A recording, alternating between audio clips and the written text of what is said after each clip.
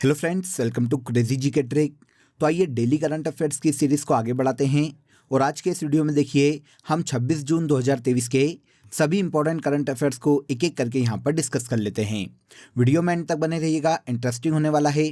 Last session में मैंने आपसे क्वेश्चन पूछा था जो कि हमारा क्वेश्चन ऑफ द डे था कि एटना और स्ट्रोम्बोली ज्वालामुखी किस देश में स्थित है। तो आप सभी ने बिल्कुल सही आंसर दिया है।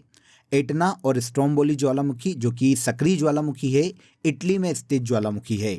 आज के इस सेशन में भी आपके लिए काफ़ी important question of the day रहेगा। कमेंट में ज़रूर बताइएगा, एंड तक सेशन को देखिएगा। अगर आपको इस टॉपिक की पीडीएफ को डाउनलोड करना है तो क्रेजी जी के ट्रिक के टेलीग्राम चैनल से या फिर क्रेजी जी के ट्रिक के एप्लीकेशन पर जाकर आप फ्री ऑफ कॉस्ट इसकी पीडीएफ को डाउनलोड कर सकते हैं।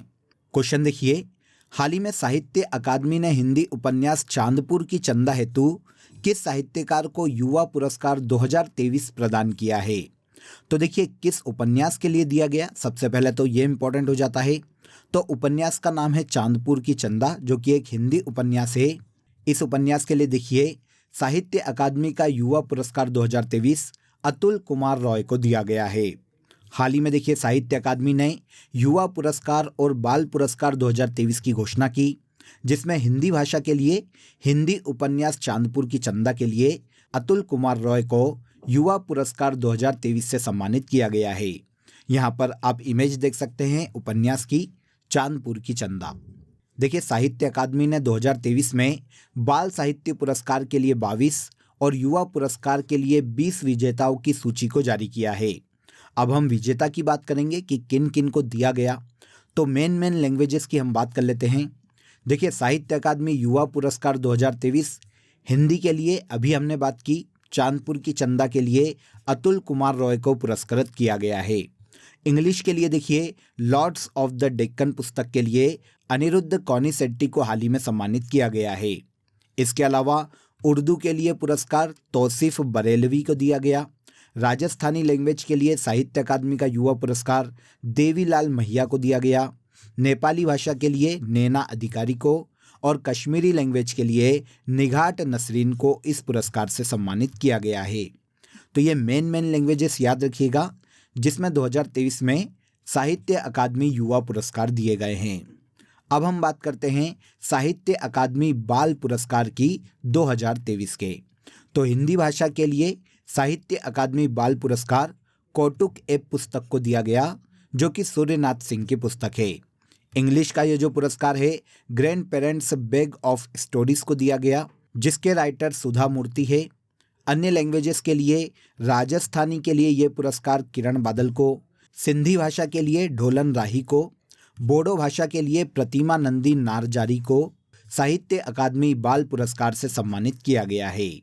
तो साहित्य अकादमी युवा पुरस्कार और साहित्य अकादमी बाल पुरस्कार 2023 दोनों के मेन जो विजेता हैं, मेन लैंग्वेजेस के जो विजेता हैं, उनके बारे में यहाँ पर मैंने आपको बता दिया है। अब देखिए साहित्य अकादमी युवा पुरस्कार की बात करें तो 2011 में इन पुरस्कारों की शुरुआत की गई थी। युवाओं को लेखन के प्रति प्रोत्साहित करने और लेखन क्षेत्र में युवाओं को बढ़ावा देने के उद्देश्य से 35 वर्ष से कम उम्र के युवा को साहित्य अकादमी युवा पुरस्कार से सम्मानित किया जाता है, जिसके तहत 50,000 रुपये की पुरस्कार राशि दी जाती है। वहीं पर हम साहित्य अकादमी के बाल साहित्य पुरस्कार की बात करें तो इसकी शुरुआत 2010 में की गई थी। ऐसी बुक जो कि 9 से 16 वर्ष की आयु वर्ग को ध्यान में रखते हुए लिखी गई है, उस पुस्तक के लिए बाल साहित्य पुरस्कार साहित्य अकादमी के द्वारा प्रदान किया जाता है। इसकी भी पुरस्कार राशि देखिए 50,000 रुपये है। ओके, तो यहाँ पर देखिए साहित्य अकादमी के बाल साहित्य पुरस्कार और युवा साहित्य पुरस्कार के बारे में जो भी एग्जाम में पूछा जा सकता है वो सभी मैंने आपको यहाँ पर डिटेल में समझा दिया है। नेक्स्ट क्वेश्चन पर आते हैं। हाल ही में जूनियर हॉकी राष्ट्रीय चैंपियनशिप का खिताब किसने जीता है। तो जूनियर हॉकी पुरुष राष्ट्रीय चैंपियनशिप का हाल ही में खिताब मध्य प्रदेश की टीम ने अपने नाम किया है। राउरकेला जो कि ओडिशा में आता है, यहाँ पर देखिए हाल ही में 13वीं जूनियर हॉकी पुरुष राष्ट्रीय चैंपियनशिप का आयोजन किया गया, जिसके फाइनल में मध्य प्रदेश की हॉकी टीम ने चंडीगढ़ को 4-2 से हराकर 13वीं जूनियर हॉकी पुरुष राष्ट्रीय चैंपियनशिप का खिताब अपने नाम कर लिया है। इसके पहले देखिए ओडिशा को हराकर हरियाणा इस टूर्नामेंट में तीसरे स्थान पर रहा है। तो इस टूर्नामेंट में विनर मध्य प्रदेश की हॉकी टीम है और रनर अप चंडीगढ़ की टीम है। जूनियर हॉकी राष्ट्रीय चैंपियनशिप की बात करें तो यह हॉकी इंडिया के द्वारा आयोजित किया जाने वाला एक राष्ट्रीय लेवल का हॉकी टूर्नामेंट है। इस चैंपियनशिप का आयोजन क्योंकि हॉकी इंडिया के द्वारा करवाया जाता है तो हम इसकी भी बात कर लेते हैं। हॉकी इंडिया जो कि भारत में हॉकी खेलों को आयोजित करवाने वाली राष्ट्रीय संस्था है फ्रेंड्स। इसकी स्थापना 2009 में की गई थी और वर्तमान में इसके प्रेसिडेंट के पद पर दिलीप कुमार तिर्की हैं। तो 13वीं जूनियर हॉकी पुरुष राष्ट्रीय चैंपियनशिप का खिताब 2023 में मध्य प्रदेश ने चंडीगढ़ की टीम को हराकर अपने नाम किया है। नेक्स्ट देखिए, हाल ही में चर्चा में रहा आर्टेमिस समझौता कब स्थापित किया गया था। तो देखिए, आर्टेमिस एग्रीमेंट की अगर हम बात करें तो ये स्पेस में यान भेजने से संबंधित एक रूल बुक है या एक समझौता है, एक एग्रीमेंट है जिसकी शुरुआत देखिए 2020 में की गई थी। अब ये अभी सुर्खियों में क्यों है, ये इंपॉर्टेंट हो जाता है। तो देखिए, हाल ही में अमेरिका यात्रा पर भारत के पीएम ने आर्टेमिस समझौते में शामिल होने का निर्णय लिया है। देखिए, नासा जो कि अमेरिका की अंतरिक्ष एजेंसी है और भारत की अंतरिक्ष एजेंसी इसरो ने 2024 में अंतर्राष्ट्रीय अंतरिक्ष स्टेशन के लिए एक संयुक्त मिशन भेजने पर सहमति जताई है। नासा के साथ काम करने के लिए, संयुक्त रूप से इनके साथ कोलैबोरेशन करने के लिए भारत भी आर्टेमिस एग्रीमेंट में साथ आने के लिए तैयार हो गया है। यह जो समझौता है 2020 में अमेरिका और 7 साझेदारी देशों के द्वारा स्थापित किया गया था, जो कि अंतरिक्ष की एक रूल बुक आप समझ सकते हैं इसे। यह नियमों का एक समूह है जिसका उपयोग या पालन देखिए देश तब करता है जब वो स्पेस की खोज या उसका उपयोग करता है।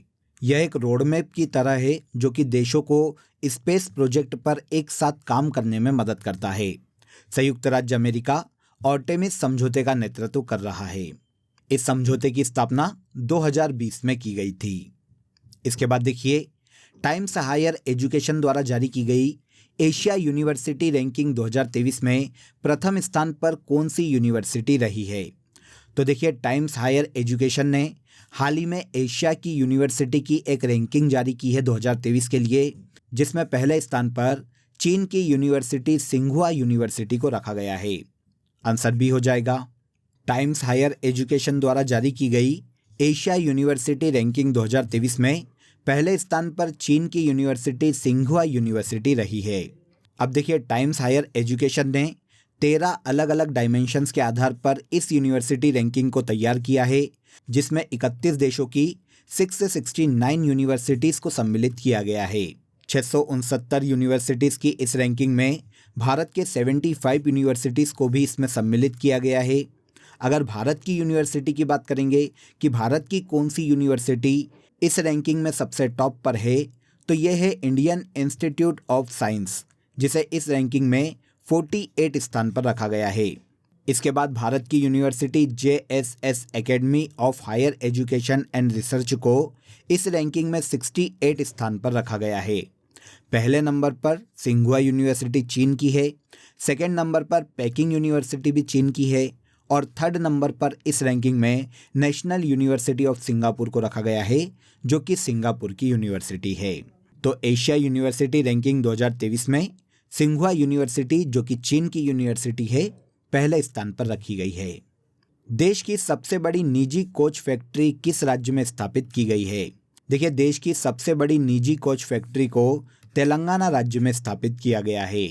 देश की सबसे बड़ी निजी कोच फैक्ट्री तेलंगाना में स्थापित की गई है, जिसका देखिए हाल ही में उद्घाटन तेलंगाना के मुख्यमंत्री चंद्रशेखर राव के द्वारा किया गया है। यह जो फैक्ट्री है तेलंगाना की company mega servo drives private limited की फैक्ट्री है, जो कि भारत की सबसे बड़ी निजी कोच फैक्ट्री है। इसके अलावा देखिए, अगर हम भारत की अन्य इम्पोर्टेंट रेल कोच फैक्ट्री की बात करें तो इंट्रीगल कोच फैक्ट्री चेन्नई में है, रेल कोच फैक्ट्री कपूरथला में स्थित है, modern coach factory Raebareli Uttar Pradesh में है, Marathwada rail coach factory Latur में है और रेल कोच नवीनीकरण कारखाना हरियाणा के सोनीपत में स्थित है। लेकिन यहाँ पर हमारा क्वेश्चन देश की सबसे बड़ी निजी क्षेत्र की कोच फैक्ट्री पर है, तो ये तेलंगाना राज्य में स्थापित की गई है। गूगल द्वारा किस राज्य में वैश्विक फिनटेक ऑपरेशन सेंटर स्थापित किया जाएगा। तो गूगल के द्वारा वैश्विक फिनटेक ऑपरेशन सेंटर का निर्माण गुजरात राज्य में किया जाने वाला है। आंसर ए हो जाएगा। देखिए फ्रेंड्स, बहुराष्ट्रीय प्रौद्योगिकी कंपनी गूगल गुजरात में Gujarat international finance tech city में अपना वैश्विक फिनटेक संचालन केंद्र स्थापित करने वाली है। यह घोषणा हाल ही में गूगल के सीईओ सुंदर पिचाई के द्वारा की गई थी। क्योंकि भारत के पीएम नरेंद्र मोदी देखिए अमेरिका की यात्रा पर है, वहां पर उनकी मुलाकात गूगल के सीईओ सुंदर पिचाई से हुई, जिसमें सुंदर पिचाई ने कहा है कि गूगल भारत के डिजिटलीकरण कोष में 10 अरब डॉलर का निवेश करने वाला है। गूगल की बात करें तो ये एक अमेरिकन मल्टीनेशनल टेक्नोलॉजी कंपनी है फ्रेंड्स, जिसकी स्थापना 1998 में की गई थी और इसका मुख्यालय यूएसए के सैन फ्रांसिस्को में स्थित है। गूगल के द्वारा वैश्विक फिनटेक ऑपरेशन सेंटर की स्थापना भारत के गुजरात राज्य में की जाएगी। हाल ही में किस राज्य में बलिदान स्तंभ का शिलान्यास किया गया? भारत के होम मिनिस्टर अमित शाह ने हाल ही में भारत के जम्मू कश्मीर राज्य में एक बलिदान स्तंभ का शिलान्यास किया है। भारत के होम मिनिस्टर अमित शाह देखिए अभी जम्मू कश्मीर की यात्रा पर हैं, जहां पर जम्मू कश्मीर के श्रीनगर के प्रताप पार्क में इस बलिदान स्तंभ का शिलान्यास किया गया है। अब ये बलिदान स्तंभ एक्चुअल में है क्या? तो देखिए भारत के जम्मू कश्मीर राज्य में ये एक स्मारक है फ्रेंड्स, जिसका निर्माण उन सैनिकों या पुलिस कर्मियों की वीरता को याद करने के लिए किया जाएगा जिन्होंने सीमाओं की रक्षा के लिए अपना बलिदान दिया है या फिर जम्मू कश्मीर में चल रहे विद्रोह में वो मारे गए हैं। तो इनकी वीरता को सम्मानित करने के उद्देश्य से बलिदान स्तंभ का निर्माण भारत के जम्मू कश्मीर राज्य में किया जा रहा है, जिसका शिलान्यास हाल ही में भारत के होम मिनिस्टर अमित शाह के द्वारा किया गया। हाल ही में चर्चा में रहा जोहा किस फसल की किस्म है? हाल ही में चर्चा में रहा जोहा चावल की एक किस्म है, आंसर बी हो जाएगा। यहाँ पर आप इमेज में देख सकते हैं। अब बात आती है कि इसे भारत में बोया कहाँ जाता है। तो देखिए जोहा चावल की जो किस्म है स्पेशली भारत के असम राज्य में बोई जाती है। यह ठंड के मौसम में बोई जाने वाली धान की एक किस्म है जो कि अपनी महत्वपूर्ण सुगंध या फिर स्वाद के लिए जानी जाती है। अब ये चावल की किस्म सुर्खियों में क्यों है, ये क्वेश्चन आता है। तो देखिए हाल ही में institute of advance study in science and technology के द्वारा एक शोध किया गया है, जिसमें बताया गया है कि चावल की इस किस्म में ऐसे एलिमेंट्स हैं जो कि मधुमेह या शुगर की बीमारी को रोक सकते हैं या उसे खत्म कर सकते हैं। अध्ययन में पाया गया कि इसमें 2 प्रकार के फैटी एसिड हैं, जैसे लिनोलिक एसिड जिसे ओमेगा 6 कहा जाता है, और इसके अलावा लिनोलेनिक ओमेगा 3 एसिड भी इस चावल में पाया जाता है। ओमेगा 3 एक फैटी एसिड है जो कि इस चावल में पाया जाता है। मधुमेह, हृदय रोग या कैंसर जैसी कई बीमारियों से मनुष्य का बचाव कर सकता है। 2017 में देखिए चावल की इस किस्म को जीआई टैग भी दिया जा चुका है। असम भारत का एक पूर्वोत्तर राज्य है जिसकी कैपिटल दिसपुर है। गुलाब चंद्र कटारिया यहाँ के गवर्नर के पद पर हैं और हिमंत बिस्वा शर्मा वर्तमान में यहाँ के सीएम के पद पर है। चावल की किस्म को याद रखिएगा, फसलों की किस्म एग्जाम में काफ़ी पूछी जाती है। आगे आ जाइए।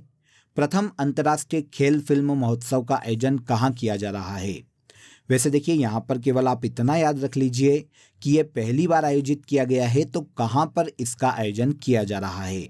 इससे रिलेटेड दूसरे फैक्ट ज़्यादा इम्पोर्टेंट नहीं है, लेकिन हमें ये तो याद रखना पड़ेगा कि आयोजन कहाँ किया गया। तो इसका आयोजन देखिए हाल ही में पश्चिम बंगाल के कोलकाता में किया जा रहा है।